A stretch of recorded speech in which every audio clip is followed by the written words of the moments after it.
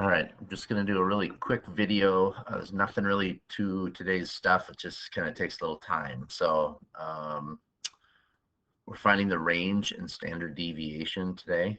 So range, simply put, you put the data in numerical order from least to greatest, and then you take the greatest number minus the smallest number, and you have your range. That just shows the spread of the data. So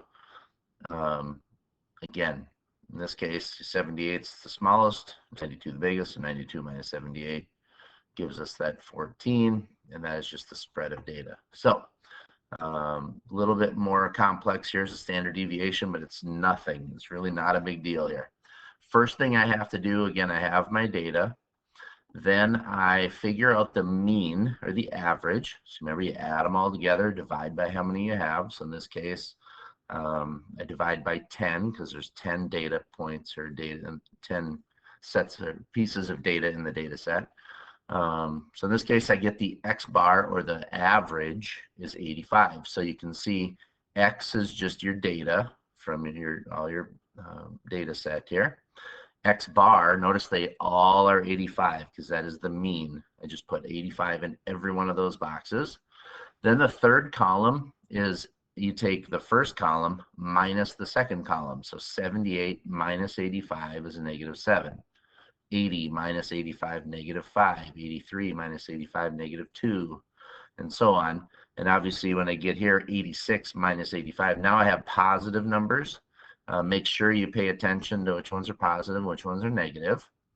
And then the fourth column, you can see I just take the third column and I square it. And the reason I do that is it makes all the numbers positive. So that's why I square these. So negative 7 squared is a positive 49. Negative 5 squared is a positive 25. So again, I take the third column and I just square each of the values. Then I add all of those points up. In the fourth column, I add them all together. So in this example, I get 154. So to figure out my variance, I take the 154 and I divide it by 10. That's how many data, the number of data that I have in my data set. So 15.4 is my variance. Variance is kind of a weird number in that it doesn't, by itself, really doesn't tell you much. So, but we need the variance to figure out the standard deviation.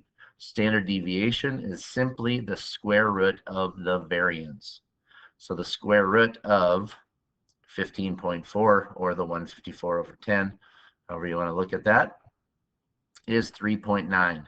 So what this means, that is the typical data point that it differs from the mean. So if these are golf scores, this would tell me that this golfer is usually within about 4 strokes of their average when they play golf. So that is it for today, but make sure you watch this video first because that'll help you immensely. But again, as we find the standard deviation, X bar is the entire second column. It's the same number. It's the mean or the average. Then I subtract column 1 and 2 and pay attention to the negatives and positives. Then I square those numbers. That's the fourth column. Add those together. Divide it by the number of data that you have, which is 10 in this case. And that's the 15.4. And then the standard deviation is simply the square root of the variance. All right, good luck.